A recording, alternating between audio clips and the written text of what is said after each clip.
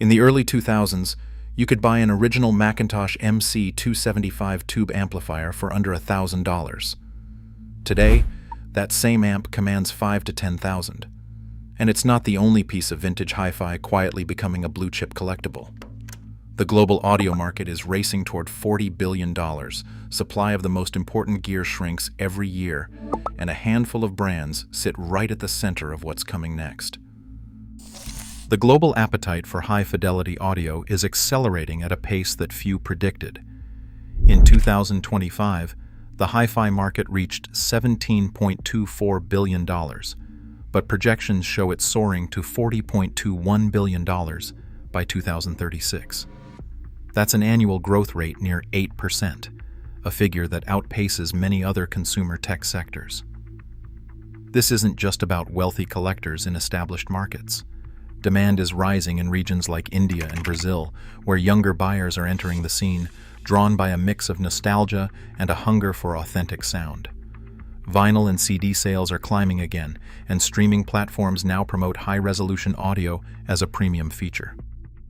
As more people compete for a fixed supply of vintage gear and flagship models, scarcity is no longer a niche concern.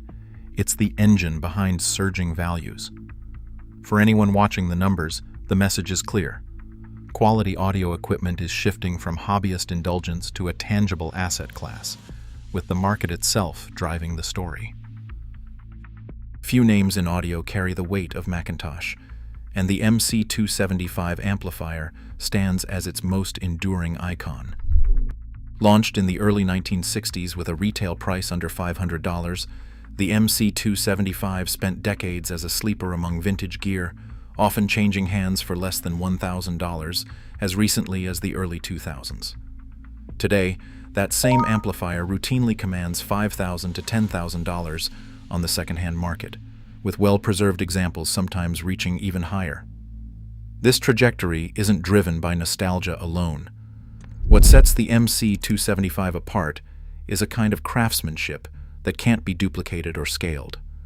Each unit relies on hand-wound transformers built in Binghamton, New York, using proprietary winding techniques and materials that modern factories simply don't reproduce.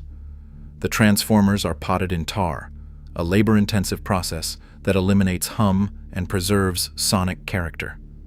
For collectors, this detail isn't window dressing. It's the foundation of the amp's signature sound and lasting value.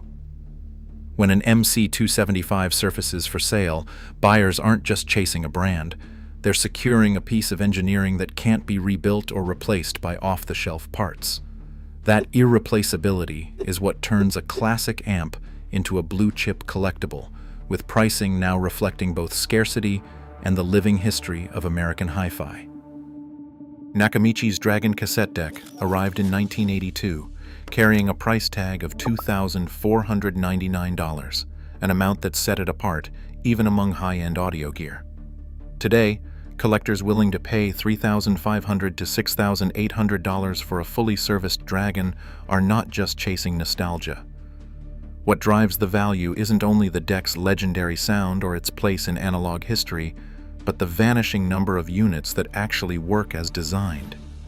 The Dragon's mechanical complexity, its auto-reverse system, unique pinch rollers, and self-correcting azimuth demands a level of restoration that grows more difficult every year.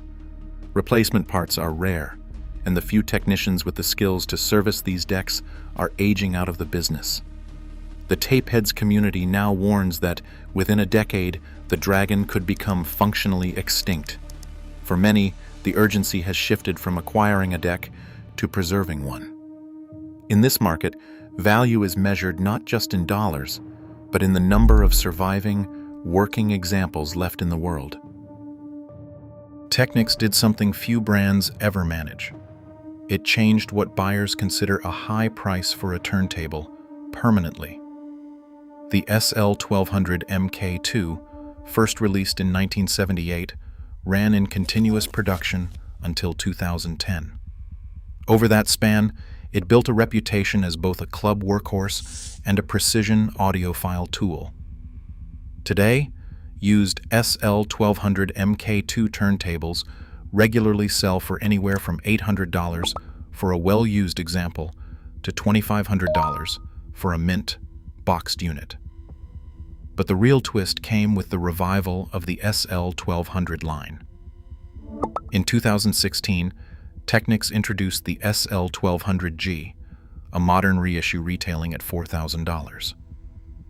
This wasn't just a nod to nostalgia, it was a reset button for the entire market. Suddenly, the idea of a $2,000 or even $3,000 price tag for a vintage MK2 didn't seem outlandish. The new model's sticker shocked some, but it also anchored expectations.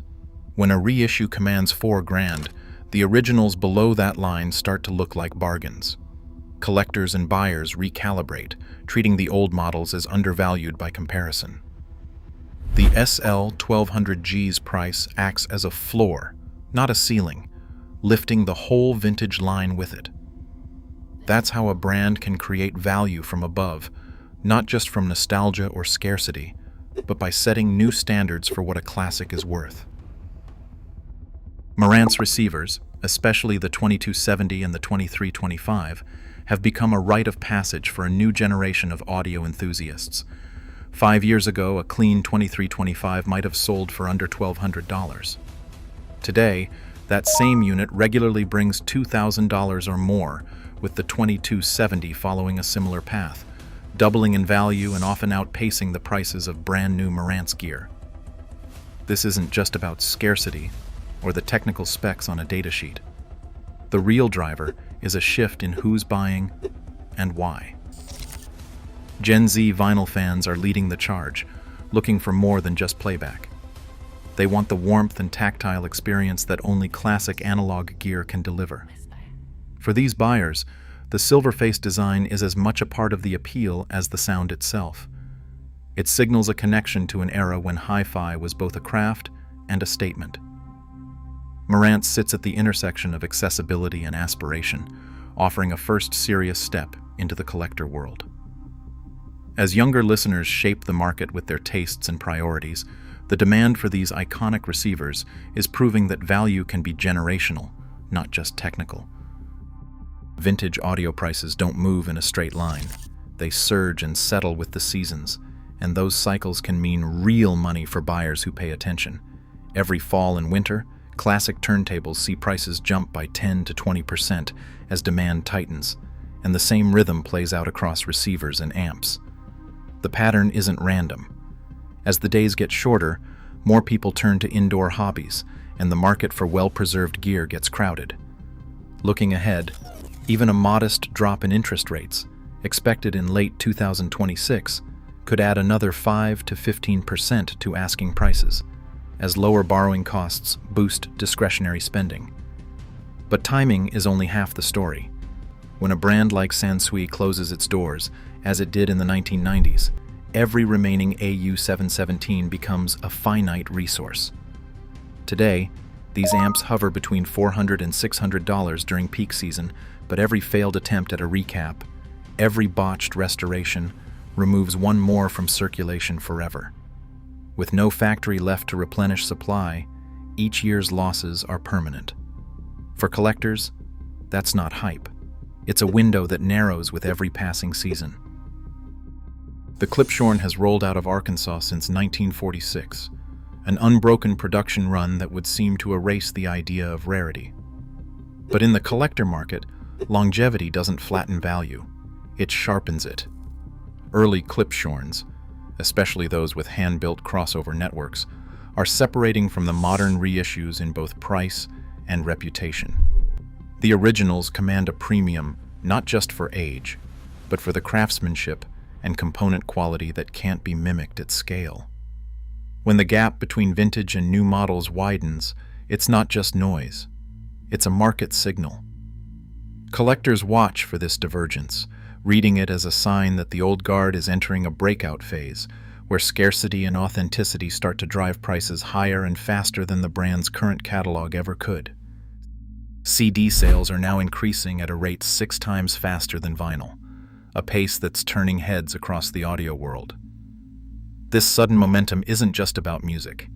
It's reviving interest in hardware that once seemed destined for thrift shops.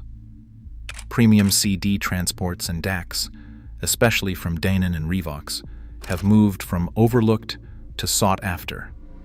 In the late 1990s, these digital units were treated as disposable, with secondhand prices scraping the bottom. Now, collectors are reevaluating their scarcity and engineering, spurred by format nostalgia and the new wave of physical media buyers. What was once dismissed as obsolete digital is quickly becoming tomorrow's rare find. Award panels and industry insiders are already signaling which brands might be tomorrow's collector gold.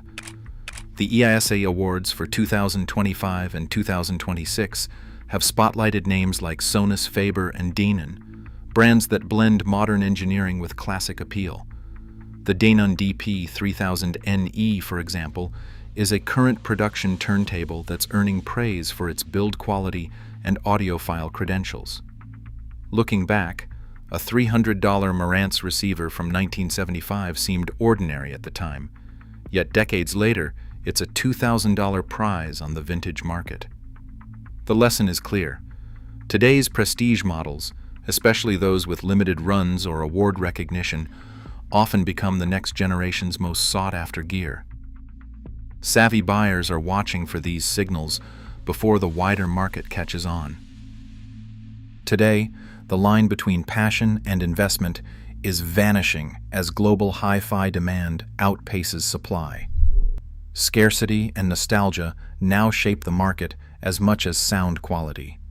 For collectors, every overlooked component is a future opportunity, or regret. The next wave of value is already in motion. What will you hear?